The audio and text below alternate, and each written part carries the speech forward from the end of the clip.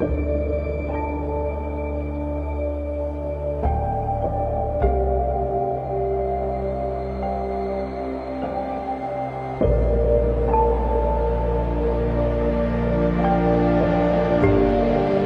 nome do Pai, do Filho e do Espírito Santo. Amém.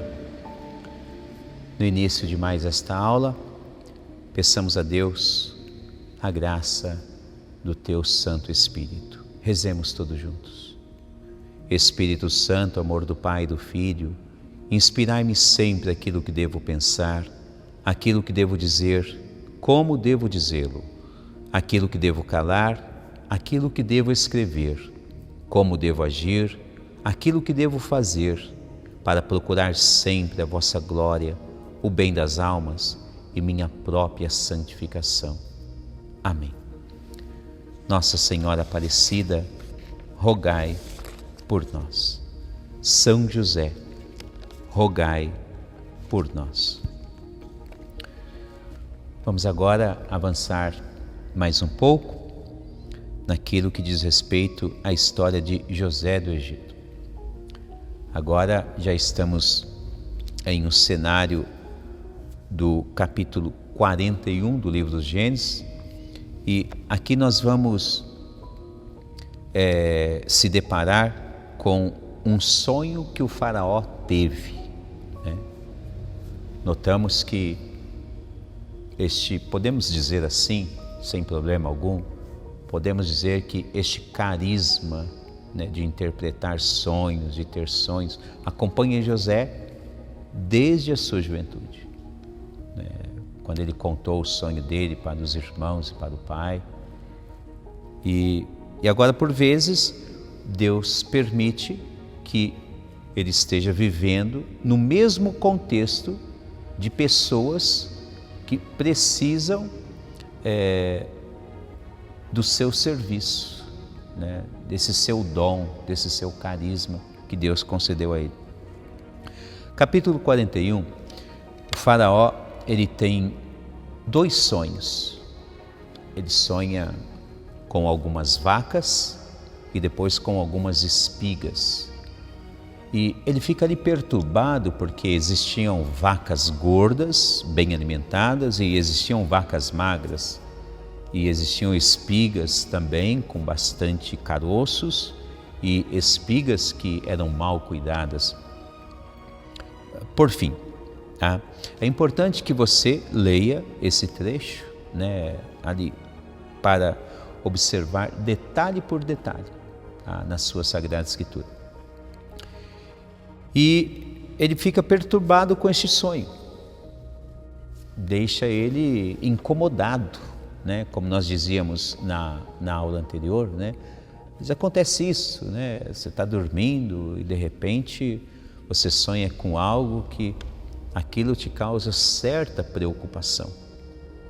Você se torna uma pessoa pensativa, né? Aquilo fica tão latente, né, na sua memória, que você, como diz, né, o trecho evangélico a respeito do faraó, ele ficou perturbado, né? Parecido como aqueles dois prisioneiros que estavam junto com José.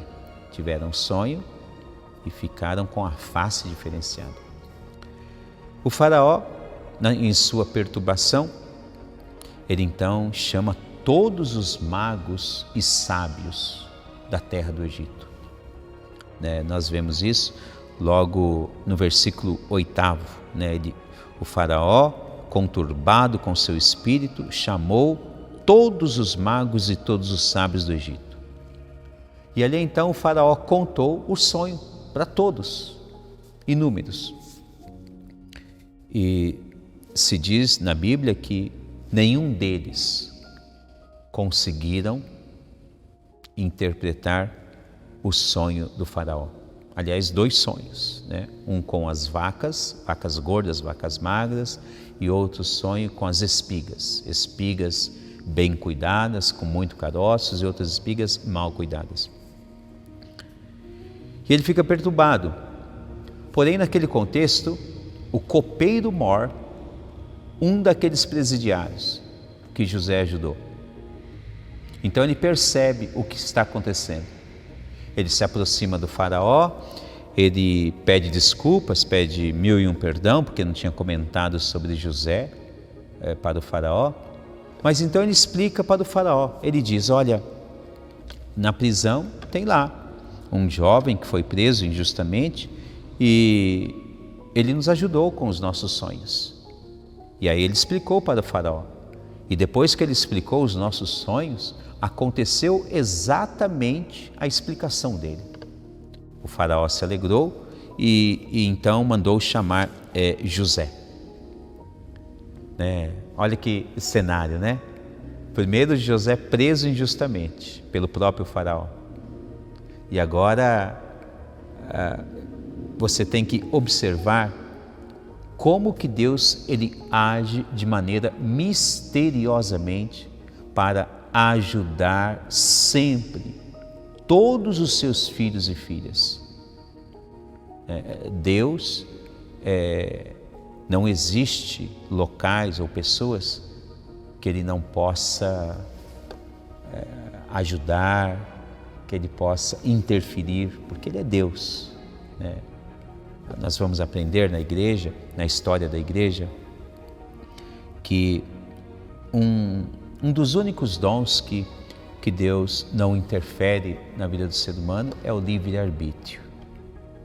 Ele deixa o ser humano com o seu livre-arbítrio. Fora isso, Deus ele pode agir como Ele bem entender, porque é Deus, né? Então, misteriosamente, agora Ele age na vida do faraó, fazendo com que o faraó novamente se aproxime de José. Então o faraó, ele chama José, porque escutou o copeiro mor, né, que José interpretou o sonho, e faz a narrativa do sonho para José, né? Isso daí nós vamos ver em praticamente todo o capítulo 41, tá? Boa parte do capítulo 41, até o versículo 36. José escuta a narrativa dos dois sonhos e olha que interessante, né? Ele teve dois sonhos, mas quando ele termina o segundo sonho, então José já diz para ele, na realidade, faraó, se trata apenas de um sonho. Foram 2 vezes que o senhor sonhou, mas a mensagem é a mesma para os dois, um sonho somente, né? É importante se observar o quanto Deus ele quer chamar a atenção, né, nesses momentos. O faraó sonhou uma vez, talvez não teve tanta atenção, e aí depois sonhou novamente. E aí, nessa segunda vez, ele conseguiu chamar a atenção do faraó para aquilo que deveria ser uma autocomunicação de Deus. Deus estava comunicando alguma coisa de sobrenatural através do sonho do faraó. E como narra-se a história bíblica, então José, ouvindo aquilo, ele interpretou o sonho para o faraó. E de maneira tão exata que o faraó se agradou com a interpretação de José. José disse que haveria no Egito um bom tempo de fartura, 7 anos, e depois dos 7 anos haveria um tempo de seca, né? Um tempo de, como o próprio sonho estava explicando, né? Vacas gordas e vacas magras, né? E até hoje nós utilizamos um ditado como esse, né? Tempo de vaca gorda, tempo de vaca magra, né? E José explicou isso para ele, né? Vai ter abundância, 7 anos, e depois haverá muita carestia, muita seca no Egito. E então José aconselhou o faraó o que deveria fazer.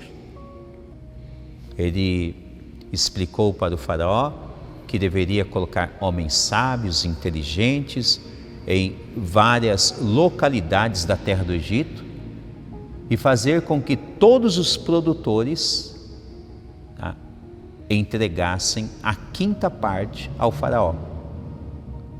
E iria ser guardado em celeiros muito grandiosos. A visão administrativa e futurista de José é fantástica. O dom que Deus deu a ele é fabuloso. Ele não observa somente o tempo presente, mas Deus deu uma graça a José, podemos dizer, incomensurável, digamos, sem tamanho, sem limites, porque vem de Deus, Então parece que não tem medidas. E José, então, ele ganha aquele olhar clínico no tempo presente, mas também para o tempo futuro. E aí explica exatamente para o faraó o que ele tem que fazer, para que a terra dele não passe fome. E aí começa então toda essa estruturação a partir da indicação e do olhar de José. José então, ele novamente cai nas graças do faraó, porque a terra do Egito começa a passar exatamente por aquilo que José explicou, uma abundância gigantesca. Mas também, quando cessou o tempo da abundância, aconteceu o que José prenunciou. Começou o tempo da carestia, da falta de alimentos. A terra parou de produzir os seus alimentos, como José havia explicado. E por isso, então, toda aquela região do Egito começou, toda a região em torno do Egito, melhor dizendo, começou a ir até o faraó para buscar alimento. A terra toda em torno estava com falta de alimentos. E aquela guarda providente que José pediu para o faraó fazer, de tomar conta, começou a ser vendida para os povos que iam até o Egito. E nesta procura de povos, quem é que vai até o Egito buscar alimento? Quem que vai até o Egito? Os irmãos mais velhos de Jacó. Na terra que eles estavam, Canaã, começa a ter falta de alimento. E o pai Jacó, já em idade avançada, então avisa os filhos: olha, vocês estão vendo que está faltando alimentos, e então agora é necessário que você vá até o Egito. Vocês vão até o Egito, porque é de lá que está saindo os alimentos, Jacó, dessa vez, ele se precaveu. Ele não mandou os 11 irmãos, porque ele se lembrou do que aconteceu com José naquela ocasião, do que pensou que tinha acontecido, Porque isso ainda vai desembocar em um momento bonito no final da história. Então, Jacó, ele guarda o filho, aquele que é mais novo, Benjamim, e os 10 irmãos vão até Egito, vão buscar alimento. E quando eles chegam lá, José reconhece os irmãos, só que já passou muitos anos, e os irmãos não reconhecem José. Repare bem que algo daquilo que foi anunciado anos atrás na vida de José começa a acontecer. Você se recorda do capítulo 37, o qual José teve 2 sonhos, ainda jovem, teve 2 sonhos, que os familiares dele iriam se postrar sobre ele, representando os feixes de trigos naquela ocasião, ou mesmo os astros do céu, como ele bem disse. Se você quiser se recordar, algumas aulas anteriores nós estudamos sobre isso. Aí é só você voltar lá, é o capítulo 37 do livro do Gênesis, tá certo? Naquela ocasião, foram anos. E agora os irmãos dele chegam na presença dele, os 10 irmãos, os 10 irmãos, antes de falar com ele, porque ele agora foi exaltado pelo faraó, ele é colocado como o administrador principal, né?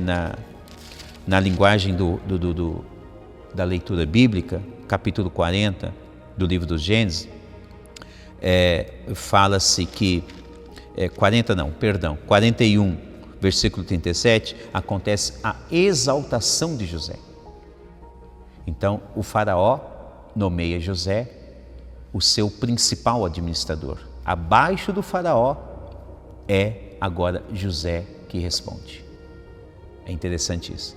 Então, quando os irmãos vão entrar para falar com José, os 10 se prostram diante dele.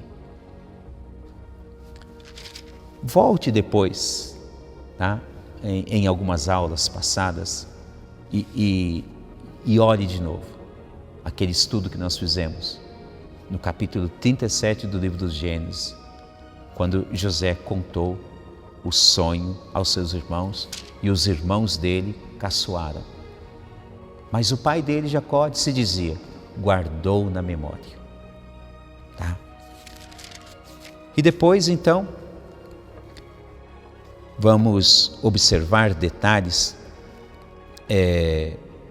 bastante importantes, né, que vai fazer parte, com certeza, não somente da história daquela família, mas como pode ser trazida também para a história de nossa vida atual. Muito obrigado por nos acompanhar. Temos coisas interessantíssimas para aprendermos juntos. Até a próxima aula, se Deus quiser. Em nome do Pai, do Filho e do Espírito Santo.